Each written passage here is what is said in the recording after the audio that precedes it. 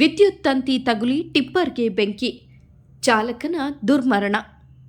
ಬಾಗಲಕೋಟೆಯ Rotary circle ಬಳಿ ನಡೆದ ದುರ್ಘಟನೆ ಜನರಲ್ಲಿ ಭೀತಿಯ ವಾತಾವರಣವನ್ನು ಸೃಷ್ಟಿಸಿದೆ. ವಿಜಯಪುರ ಜಿಲ್ಲೆಯ ಮುದ್ದೇಬಿಹಾಳ ತಾಲೂಕಿನ ತಂಗಡಗಿ ಗ್ರಾಮದ ನಿವಾಸಿ ರೇವಣಸಿದ್ದಪ್ಪ ಗಂಜಿಹಾಳ ಎಂಬುವರು ಟಿಪ್ಪರ್ ಚಾಲಕರಾಗಿ ಕಾರ್ಯನಿರ್ವಹಿಸುತ್ತಿದ್ದರು. ಮಣ್ಣು ಲಿಫ್ಟ್ ಮಾಡಿ ಕೆಳಗಿಳಿಸುವ ಸಂದರ್ಭದಲ್ಲಿ ಟಿಪ್ಪರ್ ವಾಹನವು ತಪ್ಪಿಸಿಕೊಳ್ಳಲಾಗದ ರೀತಿಯಲ್ಲಿ ವಿದ್ಯುತ್ ತಂತಿಗೆ ತಗುಲಿದ್ದು ತಕ್ಷಣವೇ ವಾಹನದಲ್ಲಿ ಭಾರೀ ಬೆಂಕಿ ಹೊತ್ತಿಕೊಂಡಿತ್ತು. ಹೊತ್ತಿ ಹೊರೆಯುತ್ತಿರುವ ಟಿಪ್ಪರ್ನಿಂದ ಹೊರಬರಲು ಸಾಧ್ಯವಾಗದ ಚಾಲಕ ರೇವಣಸಿದ್ದಪ್ಪ ಸ್ಥಳದಲ್ಲಿಯೇ ದುರ್ಮರಣವನ್ನಪ್ಪಿದ್ದಾರೆ.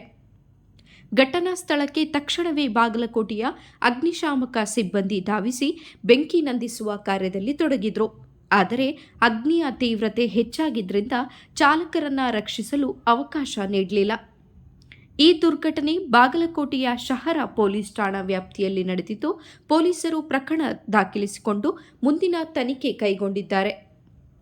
ಈ ಘಟನೆಯು ಜನರಲ್ಲಿ ತೀವ್ರ ಬೇಸರವನ್ನು ಮೂಡಿಸಿದ್ದು, ಸುರಕ್ಷತಾ ನಿಯಮಗಳನ್ನು ಪಾಲನೆ ಮತ್ತು ವಿದ್ಯುತ್ ತಂತಿಗಳ ಸದುಪಯೋಗದ ಕುರಿತ ಸಂಬಂಧಪಟ್ಟಂತೆ ಇಲಾಖೆ ಗಂಭೀರ ಕ್ರಮ ಕೈಗೊಳ್ಳಬೇಕಿದೆ.